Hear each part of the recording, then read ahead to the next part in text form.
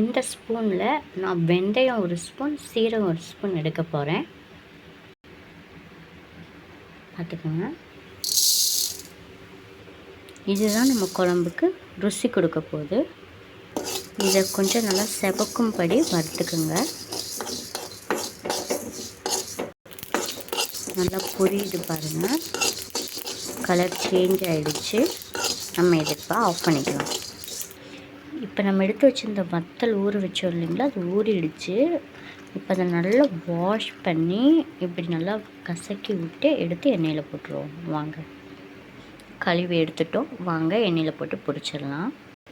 எண்ணெயில் போடுறதுக்கு மாதிரி ஒரு சின்ன டிப்ஸு.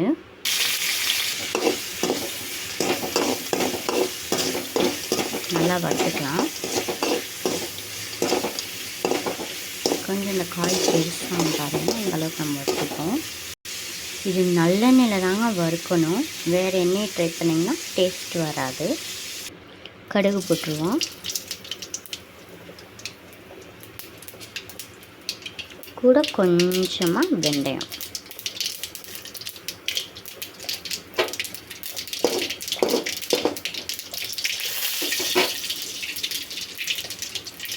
ஒரு 4 பூண்டை நல்லா பொடி பண்ணி வச்சுருக்கேன். நல்லா கலர் சேஞ்ச் ஆகிற வரைக்கும் நல்லா வறுக்கணுங்க. இந்த ஸ்மெல் நல்லா வரும், அது வரைக்கும் வதக்கணும். நீங்கள் பூண்டு வதக்கும் போதே உங்களுக்கு ஸ்மெல் வந்துடும். அந்தளவுக்கு நல்லா வதக்குனிங்கன்னா தான் டேஸ்ட் கொடுக்கும். நெக்ஸ்ட் கறிவேப்பிலை. நெக்ஸ்ட்டு பெரிய வெங்காயம் போடுறேன். இதுக்கு சின்ன வெங்காயம் போட்டால் தான் டேஸ்ட் நல்லாயிருக்கும். ஆனால் என்கிட்ட பெரிய வெங்காயம் தான் இருக்குது, அதனால் நான் பெரிய வெங்காயம் போட்டுக்கிறேன்.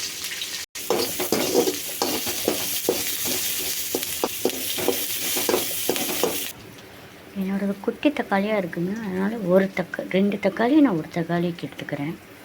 மொத்தம் 2, ஒரு 4 தக்காளி எடுத்துக்கோங்க பெருசாக இருந்தால். இதை இப்போ போய் அரைச்சிட்டு வந்துடுவோம்.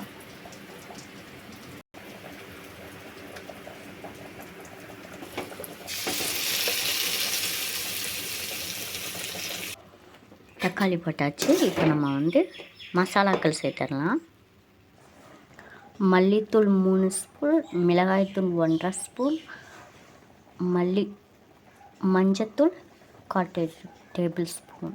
அவ்வளோதான். இது எல்லாத்தையும் இதில் கொட்டிடுவோம்.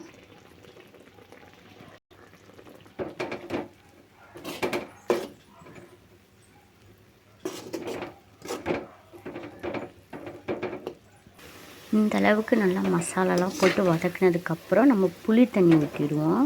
இப்போ தக்காளியில் இருக்கிற பச்சை வாசமும் போயிருக்கும், இந்த மசாலாவில் இருக்கிற பச்சை வாசமும் போயிருக்கும். புளி ஊற்றிடலாம். இப்போ புளி கரைச்சலை ஊற்றிடுவோம்.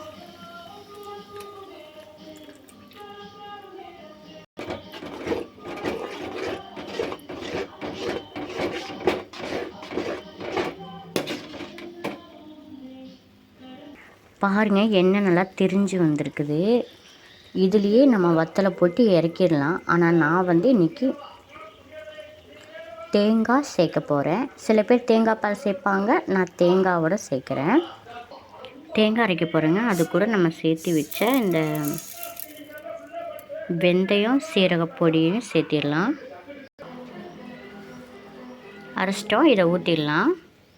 இதில் 2 மெத்தட் இருக்குது. இப்படியே போட்டு நீங்கள் பண்ணிங்கனாலும் வத்தல் நல்லாயிருக்கும். தேங்காய் போட்டு பண்ணிங்கன்னா குழம்பு மணிக்கு இருக்கும்.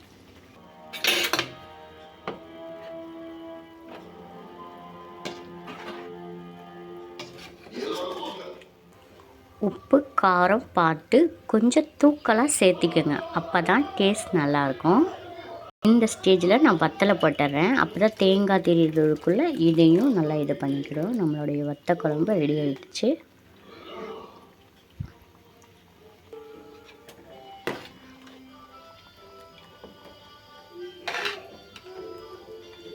எனக்கு கொஞ்சம் காரம் கம்மியாக இருந்தது, நான் காரம் போட்டுக்கிட்டேன்.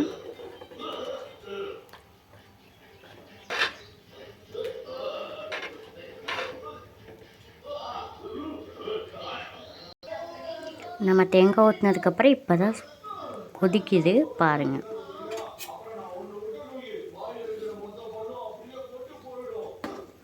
கடையில் கொடுக்குற வத்த குழம்பு இப்படி தாங்க இருக்கும்.